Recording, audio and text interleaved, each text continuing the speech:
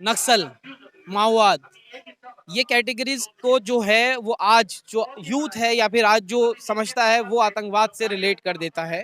इसमें बहुत बड़ी भूमिका जो है वो सरकार की भी रहती है, सिस्टम की भी रहती है और जानकारी की भी रहती है। मेरे साथ एक शख्स मौजूद हैं जो इस पे हमें जानकारी देंगे। सर, नक्सलवाद, आतंकवाद से कितना संबंध है?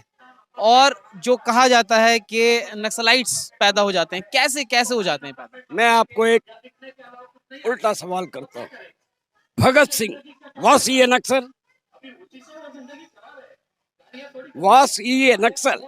देश के लिए लड़े हैं और मुंह तोड़ जवाब, वो एग्रेसिव एक फेस था कह सकते हैं। We are also aggressive face for the countrymen and the country, not for the foreigners. उस टाइम पे ये कहते हैं कि वहां अंग्रेजों का राज था, भारतीयों को कैद कर लिया था। अब तो देश आजाद हो चुका है, सरकारें हैं, डेमोक्रेसी है, लोग वोट डाल के सरकारें बनाते हैं, फिर इस तरह की चीजें करना। मैं आपको छोटा सा उदाहरण पेश करता हूँ। चौकीदार हमारे देश में पुराने जमाने से है। आजकल ग्रुप 4 सिक्योरिटास बोल के लंदन की एक कंपनी आई है, वो सिक्योरिटी मजदूरों को नौकरी पे रखती है और गवर्नमेंट को कॉन्ट्रैक्ट पे देती है। बीच में उसको क्या फायदा है? मजदूर को पगार जो गवर्नमेंट से वो लेता है वो नहीं देता है, तो उसका क्या दखल है कि इंडिया के वर्कर्स का शोषण करने का जो उसको लाइसेंस दिया गया? ग्रुप 4 सिक्योरिटास यूके कंपनी है और इस तरह से बहुत सारी कंपनियां, पेटीएम। ये अगर आप लोग गलत लगता है तो आप उसके लिए अग्रेसिव हो जाते हैं, आप हथियार उठा लेते हैं, ऐसा है क्या? तो नहीं उठाया। तो फिर नक्सलाइट्स कैसे बनता है आदमी? नक्सलाइट क्या होता है कि जब आज हमारे गजट में भगत सिंह को आतंकवादी और गुंडा कहा गया, आज भी, तो आप मान लेंगे क्या? उन्होंने तो देश के लिए लड़े हैं वो। हम देश के जवानों के लिए, देश के मजदूरों के लिए लड़ते हैं। उसके लिए ये कहा जाता है कि उस टाइम पे सरकार जो थी वो लोकतंत्र कुछ नहीं। देर पहले एक कॉमरेड आए थे और उन्होंने वो पर्चा पढ़ा जो भगत सिंह ने फेंके थे वो बम के साथ में। उसमें क्या था कि मजदूरों के लिए जो कानून है उसको और भी सरल बनाओ। दूसरा चीज, श्रमिकों के दमन बंद करो। और तीसरी चीज, व्यक्तिगत विचारों की आज़ादी।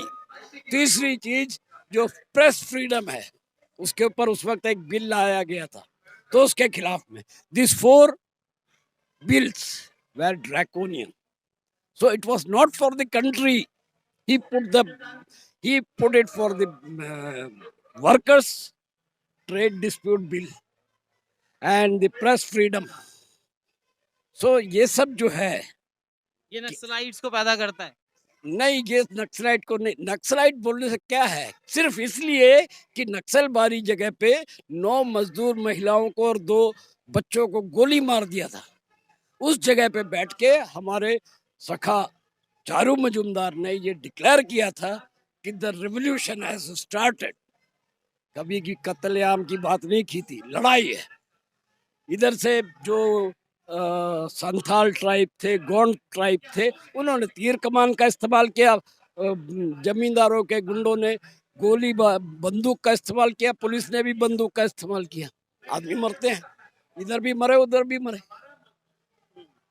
was not like माओइस्ट जो करते हैं कि भाई बंदूक तान के किसको मार दिया। No, we are against it. Individual killings are not good. But in a revolution, if somebody thinks that there will be no violence, then he is living in utopian world. तो आपने जितना समझा कि नक्सलाइट्स जो होते हैं उनको आतंकवादी बोला जाता है, माओवादियों को आतंकवादी बोला जाता है, एक विचार जो आप समझें कि क्या परिस्थितियां रहती हैं, ये कोई आतंकवाद नहीं है, अपनी ही लड़ाई है, अपने ऊपर जो अत्याचार हो रहे हैं उसके खिलाफ आवाज उठाई जाती है, जिसको आज के टाइम पे नक्सलाइट्स या फिर माओवादी या फिर आतंकवादी का नाम दिया जा रहा है। तो जैसे कि सर ने अपनी पूरी जानकारी साझा करी है, क्या परिस्थितियाँ रहती हैं, क्यों आदमी अपनी आवाज़ बुलंद करता है और क्यों उनको इस टैग का सामना करना पड़ता है। क्या आप सोचते हैं? अपने विचार साझा कर सकते हैं। अगली अपडेट के साथ आपके सामने फिर प्रस्तुत होंगे। नमस्कार। सब्सक्राइब करें हमारे YouTube चैनल को और बने रहें हमारे साथ।